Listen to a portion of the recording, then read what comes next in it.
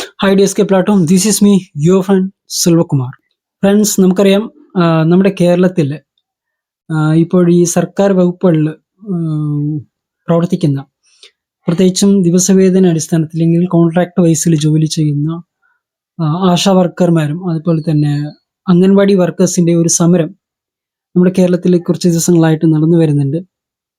അപ്പോൾ ഇതിൽ പ്രത്യേകിച്ചും അവർ ഉന്നയിക്കുന്നത് അവർക്ക് ജോലി ചെയ്യുന്നതിന്റെ കൂലി ഒന്ന് ഉയർത്തി തരണമെന്നാണ് അവർ ആവശ്യപ്പെടുന്നത്. അപ്പോൾ ഇതുമായിട്ട് ബന്ധപ്പെട്ടാണ് ഇന്ന് സംസാരിക്കുന്നത്. കാരണം എന്താണെന്ന് വെച്ച് കഴിഞ്ഞാൽ ഞാനും ഇതുപോലെ നേരത്തെ ഈ സർക്കാർ വകുപ്പുകളിലെല്ലാം തന്നെ ഇങ്ങനെ കോൺട്രാക്ട് വൈസിൽ ജോലി ചെയ്തിട്ടുള്ളതാണ്. സോ അതുകൊണ്ട് എൻ്റെ ഒരു അനുഭവം നിങ്ങൾക്ക് ഷെയർ ചെയ്യണമെന്ന് തോന്നുന്നുണ്ട്, പ്രത്യേകിച്ചും ഇതുമായിട്ട് ബന്ധപ്പെട്ടുകൊണ്ട്. സോ അതിനു മുമ്പ് നിങ്ങൾ നമ്മുടെ SK പ്ലാറ്റ്ഫോമിൽ അംഗമല്ല എങ്കിൽ തീർച്ചയായിട്ടും അംഗമാവുക, അതിന് സബ്സ്ക്രൈബ് ചെയ്യുക. എന്നാലേ നമ്മൾ ഇടുന്ന ഓരോ വീഡിയോസും നിങ്ങളിലേക്ക് എത്തിക്കുന്നതിന് യൂട്യൂബിൻ്റെ അൽഗോരിതം സഹായിക്കുകയുള്ളൂ. പിന്നെ ഈ വീഡിയോ കണ്ടതിന് ശേഷം തീർച്ചയായിട്ടും ലൈക്ക് തന്നും അതുപോലെ തന്നെ നിങ്ങളുടെ സുഹൃത്തുക്കൾക്ക് ഷെയർ ചെയ്തും സപ്പോർട്ട് ചെയ്യുക. നമ്മുടെ കേരളത്തിലെ സർക്കാർ സ്ഥാപനങ്ങൾ എന്ന് പറയുന്നത് പൊതുവെ വിവിധ വകുപ്പുകൾ ചേർന്നതാണ്. അതായത് ഹോസ്പിറ്റൽ, സ്കൂള്, പിന്നെ പഞ്ചായത്ത്, എഗ്രികൾച്ചർ ഓഫീസ്, ഇങ്ങനെ ഒരുപാട് ഡിപ്പാർട്ട്മെന്റുകളുണ്ട്, അതായത് വകുപ്പുകൾ.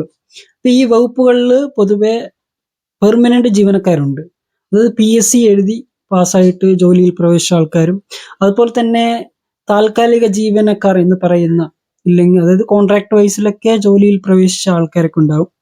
അതെന്ന് വെച്ച് കഴിഞ്ഞാൽ ഒരു നിശ്ചിത വർഷത്തേക്കോ ഇല്ലെങ്കിൽ ഒരു നിശ്ചിത പീരീഡ്, അതായിരിക്കും ബെറ്റർ. അത്തരത്തിൽ ജോലി ചെയ്യുന്ന ആൾക്കാർ ഉണ്ട്. അപ്പോൾ ഈ രണ്ട് തരത്തിൽപ്പെട്ട ആൾക്കാർ ചേർന്നിട്ടാണ് ശരിക്കും പറഞ്ഞാൽ നമ്മുടെ സർക്കാർ വകുപ്പുകൾ പ്രവർത്തിക്കുന്നത്. ഈ സർക്കാരിന്റെ ഓരോ വകുപ്പുകൾ എടുക്കുകയാണെങ്കിൽ അവിടെ സ്ഥിരമായിട്ടുള്ള ആൾക്കാരാണ് പൊതുവെ ഈ ഉത്തരവാദിത്തപ്പെട്ട സ്ഥാനങ്ങളിലെല്ലാം തന്നെ ഉണ്ടാവുക. അപ്പോൾ ഈ ഉത്തരവാദിത്ത സ്ഥാനങ്ങളുള്ള ആൾക്കാർ പറയുന്നതനുസരിച്ചിട്ടാണ് പൊതുവെ ഈ കോൺട്രാക്ട് വൈസിൽ ജോലി ചെയ്യുന്ന ആൾക്കാരെല്ലാം തന്നെ ഈ ഓഫീസുകളിൽ പ്രവർത്തിക്കുന്നത്. അങ്ങനെയാണ് ആക്ച്വലി ഓഫീസിലെ ഈ താൽക്കാലിക ജീവനക്കാർക്ക് ഉള്ള റോൾ എന്ന് പറയുന്നത്. അപ്പം അതുകൊണ്ട് തന്നെ ഈ സർക്കാരിന്റെ ഉത്തരവാദിത്തപ്പെട്ട സ്ഥിരം ജീവനക്കാർ എന്ന് പറയുന്ന ആൾക്കാർ ഈ താൽക്കാലിക ജീവനക്കാർക്ക് ഒരുപാട് പണികളാണ് പൊതുവെ കൊടുക്കുന്നത്. അതായത് ഇപ്പോൾ നമ്മളെ ഇന്റർവ്യൂ ചെയ്തെടുക്കുമ്പോൾ നിങ്ങൾക്ക് ഇന്നതാണ് പണി എന്നൊക്കെ പറയും. എന്നാൽ നമ്മൾ ഓഫീസിലേക്ക് എൻ്റർ ആയതിനു ശേഷം നമ്മുടെ പണി അല്ലാണ്ട് ഈ സ്ഥിരം ജീവനക്കാരുടെ പണിയടക്കം ചെയ്യേണ്ടി വരുന്ന ഒരു അവസ്ഥ നമ്മുടെ സർക്കാർ ഓഫീസുകളിൽ ഇപ്പോഴും ഉണ്ട് എന്നുള്ളതാണ്. കാരണം ഞാനും നേരത്തെ ഈ സർക്കാർ ഓഫീസുകളിലെല്ലാം വർക്ക് ചെയ്തിട്ടുള്ളതാണ്. എനിക്ക് ഏകദേശം 5 വർഷത്തോളം എക്സ്പീരിയൻസ് ഉണ്ട് ഡെയിലി വേജ് ആയിട്ടൊക്കെ വർക്ക് ചെയ്തതിൽ, അത് കോൺട്രാക്ട് വൈസിൽ. അതുകൊണ്ടാണ് പറയുന്നത്, ഞാനും അത്തരത്തിലുള്ള ഘട്ടങ്ങളിൽ കടന്നു പോയിട്ടുണ്ട്. അതുകൊണ്ടാണ്. പക്ഷെ ചില ഓഫീസർമാർ പൊതുവെ നമ്മുടെ പണി മാത്രം ചെയ്തിട്ട് പോകുന്നതിന് നമ്മളെ അനുവദിക്കുന്നുണ്ട് എന്നുള്ളതാണ്. ഇവിടെ ഞാനിപ്പോൾ എക്സ്ട്രാ വർക്കുകൾ ചെയ്യണ്ട എന്നോ അത് പഠിക്കേണ്ട എന്നോ അല്ല പറയുന്നത്. പൊതുവെ ഈ സർക്കാരിന്റെ ഉദ്യോഗസ്ഥരുണ്ടല്ലോ, അവർ ചെയ്യേണ്ട പണി അവർ ചെയ്യണം. അത്തരത്തിലുള്ള പണികളും നമ്മൾ ചെയ്യേണ്ടി വരുന്നു എന്നുള്ള ഒരു അവസ്ഥ കാണുമ്പോഴാണ് പൊതുവെ നമുക്ക് ഒരു ബേർഡൻ ആയിട്ട് ഫീൽ ചെയ്യുന്നത്. സോ അതുകൊണ്ടാണ് പ്രത്യേകമായിട്ട് ഞാൻ ചൂണ്ടിക്കാണിക്കുന്നത്. ഈ സ്ഥിരമായിട്ടുള്ള ആൾക്കാരുടെ ജോലി താൽക്കാലിക ജീവനക്കാർക്ക് എക്സ്ട്രാ കൊടുക്കുമ്പോൾ പ്രശ്നം എന്താണെന്ന് വെച്ച് കഴിഞ്ഞാൽ, താൽക്കാലിക ജീവനക്കാർക്ക് ചെയ്യേണ്ട ജോലിയല്ല അത് എക്സ്ട്രാ വരുമ്പോൾ ഈ താൽക്കാലിക ജീവനക്കാരുടെ എക്സ്ട്രാ ടൈമാണ് വേസ്റ്റ് ആവുന്നത്. അവർക്ക് അവരുടെ എക്സ്ട്രാ ടൈം തീർച്ചയായിട്ടും അവർക്ക് അവരുടേതായിട്ടുള്ള മറ്റു കാര്യങ്ങൾക്ക് ഉപയോഗിക്കാം. അപ്പം അതും കൂടി ഇല്ലാതാകുന്ന ഒരു അവസ്ഥയാണ് വരുന്നത്. സോ അതുകൊണ്ടാണ് ഞാൻ പ്രത്യേകമായിട്ട് ഇത് പറയുന്നത്. അതുമാത്രമല്ല, ഇപ്പോൾ നമ്മുടെ സർക്കാർ വകുപ്പുകളിൽ ഇപ്പോൾ താൽക്കാലിക ജീവനക്കാർ എന്ന് പറയുമ്പോൾ അവർക്ക് ഈ ദിവസവേതനം എന്ന് പറയുന്നത് വളരെ കുറവാണ്. പലപ്പോഴും 500-600 ഉള്ളത് ഒരു കാറ്റഗറിയിൽപ്പെട്ട ആൾക്കാർക്ക് മാത്രമേ ഉണ്ടാകുന്നുള്ളൂ. പക്ഷെ ഇന്നത്തെ കാലഘട്ടത്തിൽ നമ്മൾ നോക്കിക്കഴിഞ്ഞാൽ ഒരു സാധനം നമ്മുടെ മാർക്കറ്റിൽ നിന്ന് മേടിക്കുകയാണെങ്കിൽ നല്ല റേറ്റ് കൊടുത്ത് മേടിക്കേണ്ടി വരുന്നുണ്ട്. അതാണ് ആക്ച്വലി നമ്മുടെ ജീവിത സാഹചര്യം എന്ന് പറയുന്നത്. സോ ഇത്തരം ഒരു സാഹചര്യത്തിൽ നമ്മൾ ജീവിക്കുമ്പോൾ അതിനനുസരിച്ചുള്ള ഒരു വേതനം തീർച്ചയായിട്ടും വർക്ക് ചെയ്യുന്ന തൊഴിലാളികൾക്ക് കിട്ടേണ്ടതാണ്. അങ്ങനെ കിട്ടിക്കഴിഞ്ഞാൽ അവർക്ക് ഒരു നല്ല രീതിയിൽ അവരുടെ ജീവിതം നിലവാരം ഉയർത്താനായിട്ട് സാധിക്കും എന്നുള്ളതാണ്. സോ അതുകൊണ്ടാണ് പ്രത്യേകമായിട്ട് പറയുന്നത്. മാത്രമല്ല ഇപ്പോൾ സർക്കാരിന്റെ ജീവനക്കാർക്ക് എടുത്തു നോക്കി കഴിഞ്ഞാൽ എന്തായാലും 18,000 അതിന് മേലെയാണ് പൊതുവെ എല്ലാവർക്കും ഉള്ളത്. സോ അവർക്ക് എല്ലാ മാസവും കൃത്യമായിട്ട് കിട്ടും. പക്ഷെ അതേ സമയത്ത് ഡെയിലി വേജ് ആയിട്ടുള്ള ആൾക്കാർക്ക് ചില സമയങ്ങളിലാണെങ്കിൽ കൃത്യമായിട്ട് സാലറി സാലറി അല്ല, ഹോണറേറിയം എന്നാണ് പറയുന്നത്, അത് കൃത്യമായിട്ട് കിട്ടാത്തൊരവസ്ഥ വരുന്നുണ്ട്. ചില സമയത്തൊക്കെ 3 മാസം, 4 മാസം, 5 മാസം ഇല്ലെങ്കിൽ അങ്ങനെ എക്സ്ട്രാ വലിയുന്നൊരവസ്ഥ നമുക്ക് കാണാനായിട്ട് സാധിക്കുന്നതാണ്. കാരണം ഞാൻ വർക്ക് ചെയ്യുന്ന സമയത്ത് അങ്ങനെ 4-5 മാസമൊക്കെ ആയിട്ടാണ് കഴിഞ്ഞിട്ടൊക്കെയാണ് ആക്ച്വലി സാലറി ഒക്കെ കിട്ടുക. അപ്പൊ അതെന്ന് വെച്ച് കഴിഞ്ഞാൽ നമ്മളെപ്പോലെ ഈ സാധാരണക്കാരുണ്ടല്ലോ, ഈ അന്നന്ന് ആവശ്യത്തിന് വേണ്ടിയിട്ട് ജീവിക്കുന്ന ആൾക്കാർക്ക് അത് എന്താ പറയാ, ഒത്തിരി ബുദ്ധിമുട്ടുണ്ടാക്കുന്ന ഒരു കാര്യമാണ്. കാരണം നമ്മൾ ഓഫീസിലേക്ക് വരണമെങ്കിൽ തന്നെ വണ്ടി ഉണ്ടെങ്കിൽ തന്നെ പെട്രോൾ അടിക്കണം, നമ്മൾക്ക് കഴിക്കണം, നമ്മുടേതായിട്ടുള്ള ആവശ്യങ്ങൾ നിറവേറ്റണം. ഇതിനൊക്കെ പൈസ നമ്മൾ എവിടെ നിന്ന് കണ്ടെത്തും? നമ്മൾ പോകുന്നതേ ഈ കോൺട്രാക്ട് വൈസിലുള്ള ഒരു താൽക്കാലിക ജോലിക്കാണ്. ഇതിനെ വിശ്വസിച്ച് പോകുമ്പോൾ നമുക്ക് അവിടെ നിന്ന് അത് സമയത്ത് കിട്ടിക്കഴിഞ്ഞാൽ അതിന് ഗുണമുള്ളൂ. അപ്പൊ അതാണ് അവസ്ഥ എന്ന് പറയുന്നത്.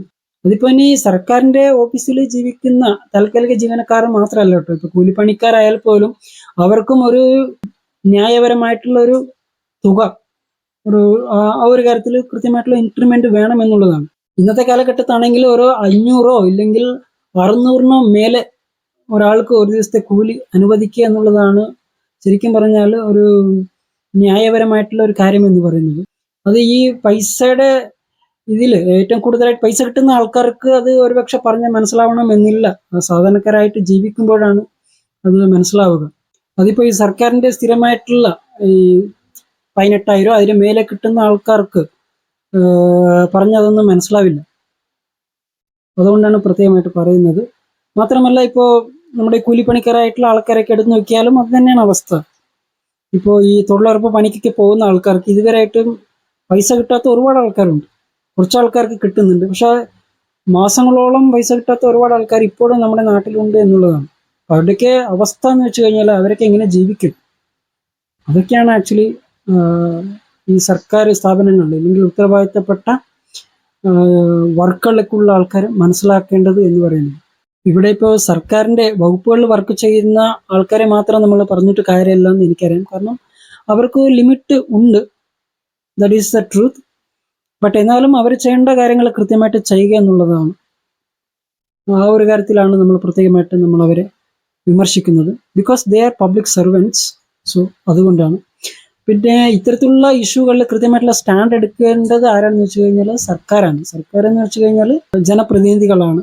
ജനപ്രതിനിധികൾ ജനങ്ങളുടെ ഇഷ്യൂസ് തിരിച്ചറിയുകയും അത് സർക്കാരിനെ റിപ്പോർട്ട് ചെയ്യുകയും വേണ്ട നടപടികൾ യഥാസമയം കൃത്യമായിട്ട് എക്സിക്യൂട്ട് ചെയ്യുക എന്നുള്ളതാണ് സർക്കാരിന്റെ ഉത്തരവാദിത്തം എന്ന് പറയുന്നത്. അതിപ്പോൾ സംസ്ഥാന സർക്കാരായാലും അതുപോലെ തന്നെ യൂണിയൻ ഗവൺമെന്റ് ആയാലും കൃത്യമായിട്ട് കാര്യങ്ങൾ ചെയ്യുക എന്നുള്ളതാണ്.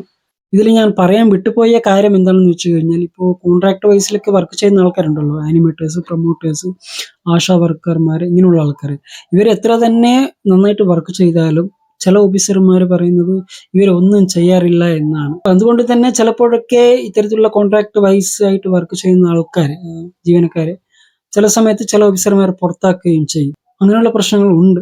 ഇതില് ഈ താൽക്കാലിക ജീവനക്കാരുടെ പ്രശ്നങ്ങൾ പൊതുവെ ആരും എടുത്ത് സംസാരിക്കാനായിട്ട് ഉണ്ടാവാറില്ല. അവരുടെ വോയിസ് പോലും പൊതുവെ കേൾക്കാറായിട്ട് ആരും ഉണ്ടാവാറില്ല. അതേസമയത്ത് ഇപ്പോൾ സ്ഥിര ജീവനക്കാരുടെ ആണെങ്കിൽ ഇപ്പോൾ NGO എന്നൊക്കെ പറഞ്ഞിട്ട് സംഘടനകളുണ്ട്, അവർക്ക് അവരുടേതായിട്ടുള്ളത്. അതിൽ അവരുടെ റൈറ്റ്സും കാര്യങ്ങളെക്കുറിച്ച് അവർ വോയിസ് ഉയർത്തുന്നുണ്ട്. പക്ഷെ അത്തരത്തിൽ ഈ താൽക്കാലിക ജീവനക്കാർക്ക് ഇല്ല എന്നുള്ളതും വലിയൊരു പ്രശ്നമാണ് പലപ്പോഴും. പിന്നെ അതുപോലെ തന്നെയാണ് ഈ അംഗൻവാടി വർക്കേഴ്സും സെയിം തന്നെയാണ്. അവർക്കും വളരെ കുറഞ്ഞ അതായത് തുച്ഛമായിട്ടുള്ള ഒരു വരുമാനത്തിലാണ് അവരും വർക്ക് ചെയ്യുന്നത് എന്നാണ് ഞാൻ മനസ്സിലാക്കുന്നത്.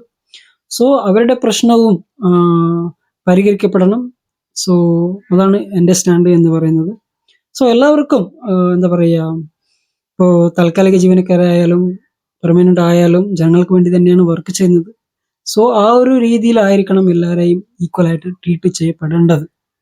സോ എല്ലാവർക്കും കിട്ടേണ്ട നീതി കൃത്യമായിട്ട് കിട്ടുക എന്നത് തന്നെയാണ് നമ്മുടെ സ്റ്റാൻഡ് എന്ന് പറയുന്നത്. സോ അതുകൊണ്ട് തന്നെ ഞാൻ നിങ്ങളോട് ചോദിക്കുന്ന ചോദ്യം എന്താണെന്ന് വെച്ച് കഴിഞ്ഞാൽ, ഇപ്പോൾ സർക്കാർ ഡിപ്പാർട്ട്മെന്റ് ആയാലും പ്രൈവറ്റ് ആയാലും കൂലിപ്പണിക്ക് പോകുന്ന ആൾക്കാരായാലും ഇന്നത്തെ കാലഘട്ടത്ത് നമുക്കൊരു ദിവസം മിനിമം എത്ര രൂപ വേജ് ഓരോരുത്തർക്കും ലഭിക്കണമെന്നുള്ളത് നിങ്ങൾ കമൻറ്റ് ചെയ്യുക. പിന്നെ അതുപോലെ തന്നെ ഇത്തരത്തിൽ താൽക്കാലിക ജീവനക്കാർ, അതായത് കൂലിപ്പണിക്ക് പോകുന്ന ആൾക്കാരടക്കം ഇവർ ഫേസ് ചെയ്യുന്ന പ്രശ്നങ്ങൾ എങ്ങനെ നമുക്ക് നിയമപരമായിട്ട് നമുക്ക് പരിഹരിക്കാനായിട്ട് കഴിയുമെന്നുള്ള കാര്യവും നിങ്ങൾ കമൻറ്റ് ബോക്സിൽ കമൻറ്റ് ചെയ്യുക. പിന്നെ അടുത്ത നമുക്ക് പുതിയൊരു വിഷയത്തിൽ പുതിയൊരു വീഡിയോയുമായിട്ട് നമുക്ക് വരാം. അതുവരെ എല്ലാവർക്കും നല്ലൊരു bye and take care. Love you all. Thank U.